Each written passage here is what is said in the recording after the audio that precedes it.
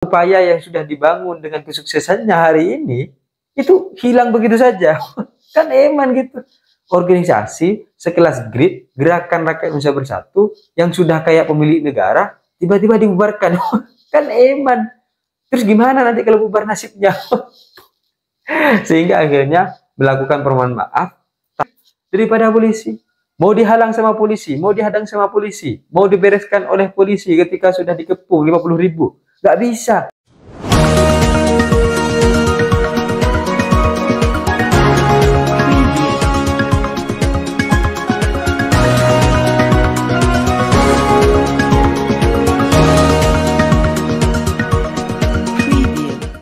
Hai korban ghosting. Kadang kita merasa menjadi orang yang sudah paling istimewa, menjadi orang yang sudah paling memberikan banyak donatur kepada kekasih-kasih kita, sehingga kitalah yang berhak mengatur. Sampai lupa gitu bahwa di atas langit masih ada langit. Ya bisa orang tuanya yang selama ini sudah merawatnya, ya kan, sudah mendidiknya, sudah memberikan dia kehidupan yang layak. Tiba-tiba kita datang dalam kehidupan kekasih kita dan merasa bahwa semuanya atas kehendak kita. Karena semua yang kemudian kita berikan, perjuangkan dengan uang-uang yang kita lakukan atau waktu-waktu yang kita berikan untuk menemaninya, itu dianggap sebagai satu hal yang kemudian paling istimewa. Sehingga mau bagaimanapun gerak-gerik dari kekasih kita itu tergantung kita yang ngatur. Ini kan lucu gitu. Dan kejadian-kejadian demikian itu tidak hanya terjadi di antara pasangan kita, di antara kita dengan pasangan kita, tapi juga antara preman-preman atau ormas-ormas dengan pemerintah, dengan negara gitu, dengan daerah. Jadi kita tahu bersama bahwa akhir-akhir ini ada satu nama yang kemudian ramai dibicarakan, yaitu Rosario de Marsal atau biasa kita sebut dengan Bapak Hercules. Beliau ini adalah Ketua Umum Ormas, ya, organisasi masyarakat GRID, Gerakan Rakyat Indonesia Bersatu, yang baru-baru akhir ini minta maaf. Karena sebelumnya beliau menyinggung ex-Wadenjen Kopassus Purnawirawan Jenderal Sutioso. Disinggung gitu. Sudahlah kamu jangan banyak bicara, mulutnya sudah bau tanah. Kira-kira begitu. Kalimat bau tanah mulutnya ini menjadi satu singgungan yang tidak hanya menyakiti satu orang, tapi seluruh kalangan, tapi seluruh bagian lapisan yang memang menjadi junior-juniornya Pak Jenderal Sutioso ini. Pak Purnawirawan Jenderal Sutioso ini. Semuanya gak terima. Bayangkan, beliau adalah orang yang kemudian paling senior di dalam satu organisasi yang kemudian itu selalu tentang perintah gitu. Hanya tinggal perintah saja Pak Sutioso selaku senior, selesai semua urusan itu. Karena dari berbagai macam hal yang kemudian terjadi akhir-akhir ini memang sedikit ada berbagai macam pertengkaran-pertengkaran yang terjadi. Dan ketika Bapak Hercules mengatakan bahwa Bapak Sutioso ini mulutnya bau tanah, ini akhirnya sadar bahwa ternyata orang yang dibilang atau orang yang kemudian dia tantang adalah bukan orang biasa yang semuanya bisa diselesaikan secara sederhana. Sehingga daripada urusan ini menjadi masalah yang besar, akhirnya hari ini Bapak Hercules meminta maaf. Mengakui kehilafannya gitu kan. Jadi minta maaf. Ini memang sadar kalau ternyata dia salah atau memang ada tekanan-tekanan lain yang akhirnya memaksa untuk minta maaf daripada semua upaya yang sudah dibangun dengan kesuksesannya hari ini itu hilang begitu saja. Kan eman gitu.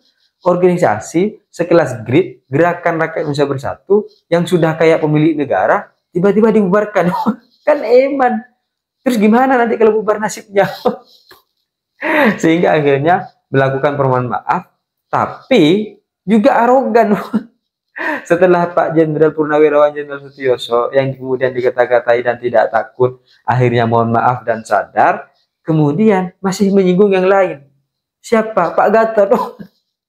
Karena Pak Gatot juga gak terima ketika kemudian Pak Jenderal Sutioso ini dikata-katai oleh Bapak Hercules.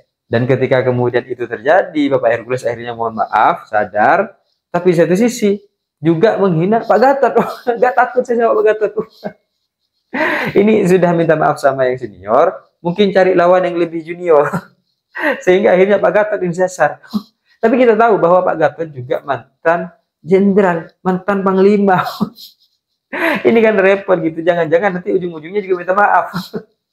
Kita tahu bahwa gerakan Indonesia, gerakan rakyat Indonesia Bersatu itu kan mengklaim bahwa memiliki 500.000 pasukan, sehingga wajarlah kalau arogan gitu. 500.000 boy, 500.000 manusia, 500.000 pasukan, wajar kalau akhirnya bisa sedikit sombong gitu, karena anggota-anggota TNI aktif itu 400.000 saja gitu.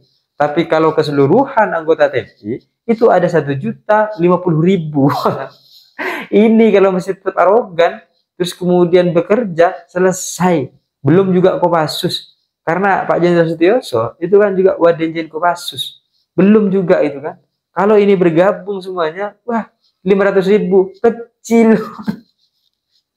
Tapi akhirnya semua perasaan yang mengatakan bahwa seolah-olah dirinya adalah tentara yang kemudian lebih tentara gitu kan, orang-orang yang selalu mengatakan bahwa dirinya adalah orang-orang yang paling tinggi di antara lembaga-lembaga pemerintahan atau ormas-ormas yang lain gitu kan, itu tampak gitu. Dan karena Pak Sutioso ini selesai ya kan melakukan permohonan maaf, nyindir Pak Gatot juga, sebelumnya juga ada peristiwa lain ketika kemudian Pak Hercules ini menyinggung tentang Kang Deddy Mulyadi. Kang Deddy Mulyadi ini diancam oleh Pak Hercules pasca ada kejadian pembakaran-pembakaran. Diancam, ya ayolah jangan dimusuhi ormas-ormas itu gitu kan, ya dirangkul gitu, minta dirangkul, jangan dimusuhi. Kenapa gak kebagian proyek atau gimana, atau ada persoalan-persoalan lain yang kemudian memang dirasa kok gubernurnya agak terlalu enak ya daripada Ridwan Kamil. Mungkin gitu ya, tapi kita nggak tahu apa yang kemudian terjadi gitu, sehingga kemudian minta dirangkul dan jangan dimusuhi. Nggak tahu di bagian mana dimusuhinya. Karena kalau dilihat dari akhir-akhir ini kan Kang Deddy Mulyadi kan nggak mau berurusan dengan orang-orang yang akhirnya mengganggu jalannya investasi di Jawa Barat. Nggak tahu apakah kemudian klip ini salah satunya, kita nggak tahu gitu.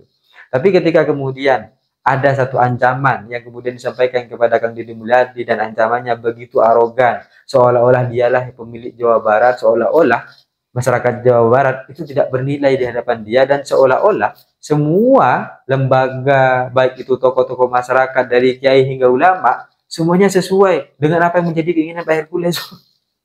Karena Kang Deddy Mulyadi didukung oleh Pak Hercules, minta bantuan ulama, Hercules sudah minta bantuan ulama, minta bantuan kiai untuk juga mendukung Pak Hercules. Beliau mengatakan punya 500.000 pasukan gitu. Seandainya 50.000 saja ini dikerahkan untuk mengepung kantor Kang Deddy Mulyadi, terus Kang Deddy Mulyadi mau apa? Mau digepung kantor Gubernur Jawa Barat oleh ormas. Ini kan lebih pemerintah daripada pemerintah. Lebih arogan ini gitu daripada polisi. Mau dihalang sama polisi, mau dihadang sama polisi, mau dibereskan oleh polisi ketika sudah dikepung 50.000. Gak bisa, gak kira bisa dibubarkan. Jadi polisi dan TNI itu serasa gak ada apa-apanya di hadapan Hercules. Ini kan lebih arogan dari arogan gitu, lebih tentara dari tentara, lebih penjaga keamanan daripada orang yang bertugas sebagai penjaga keamanan. Jadi Pak Hercules ini sudah menjadi orang yang kemudian dengan organisasinya berada di level tertinggi. Pemerintah ya kan, kiai ulama di bawahnya itu. Tergantung konsolidasi yang kemudian dilakukan oleh Ketua Umum Gerakan Rakyat Indonesia Bersatu ini. Jadi kalau kita lihat akhir-akhir ini memang rasa-rasanya nggak tahu ya, apakah kemudian ini yang dibilang bahwa pemerintah itu kalah dengan premanisme, sehingga yang mengatur ini ya preman. Ini apa karena pemerintah ini sudah terlalu dekat dengan preman ya, sehingga premannya terlalu sombong, terlalu arogan, hingga akhirnya semuanya rasa-rasanya akan sesuai dengan apa yang diinginkan oleh beliau. Ini kan repot gitu. Ya kadang kita memang begitu, ketika memang sudah terasa terlalu dekat dengan seseorang, akhirnya kita lupa gitu bahwa mereka juga punya kehidupannya sendiri. Mereka itu juga punya kekuatannya sendiri. Kita lupa, kita tidak sadar gitu kalau ternyata kita ini hanyalah bagian luar yang kemudian dihargai, malah nginjek-nginjek, wah kurang ajar nih. Dan nggak tahu apakah kemudian ini akan dibiarkan terus berlarut begitu saja, sehingga ya ormas-ormas yang kemudian di Indonesia ya, tidak hanya GRIP ataupun ormas-ormas yang lain yang memang ketika memiliki masalah karena dia dekat dengan pemerintahan, karena dia dekat dengan pejabat-pejabat tertentu, akhirnya hukum tidak berlaku. Apakah itu yang kemudian akan dilakukan oleh negara kita? Apakah itu yang kemudian diinginkan oleh kemajuan-kemajuan bangsa kita? Atau memang kita tidak mau untuk melakukan itu? Dan momentum hari ini sudah tepat untuk kemudian akhirnya bisa memberesi berbagai macam ormas-ormas yang memang mengganggu negara kita. Selama grip ini tidak mengganggu, ya udah tidak usah dibuarkan gitu.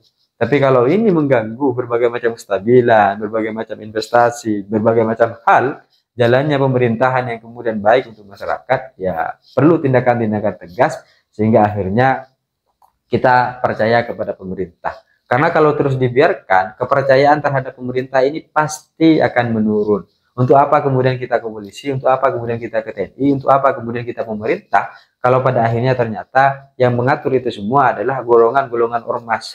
Ngapain gitu? Mending ke ormas aja langsung gitu. Biar satu pintu selesai. Kan enak, lebih mudah gitu kan. Tapi apapun itu ya kita terus berharap bahwa negara kita bukan ingin dibersihkan dari berbagai macam ormas, tapi lebih daripada itu agar kemudian tetap dalam satu kondisi bahwa pemerintah hanya adalah tunggal, pemimpinannya adalah tunggal, penguasanya adalah tunggal, yaitu pemerintah yang dipilih oleh rakyat dan kembali lagi kepada rakyat. Jadi jangan sampai ada penghubung antara pemerintah dan masyarakat, kemudian dia menjadi orang yang paling berkuasa di antara keduanya. Repot juga keadaannya kalau begitu gitu kan. Tapi apapun itu ya kita akan lihat ke depan seperti apa kemudian yang akan terjadi, tapi rasa-rasanya memang harus ada tindakan-tindakan tegas agar kemudian tidak terlalu arogan dan panggung-panggung yang selama ini memang selalu terlihat dan diberikan jangan sampai terjadi lagi. Jadi kita tahu bahwa Indonesia terlalu banyak memiliki ormas, tapi jangan-jangan dengan ormas-ormas inilah kemudian semuanya bisa diatur, tapi juga bisa menjadi senjata yang kemudian makan tuan kalau pada akhirnya mereka sudah merasa arogan. Dan pada saat itulah negara harus menyelesaikannya. Saya pikir itu cita-cita saya ingin seperti Gibran, tapi saya sadar diri dan sadar posisi. See you, kawan pasti.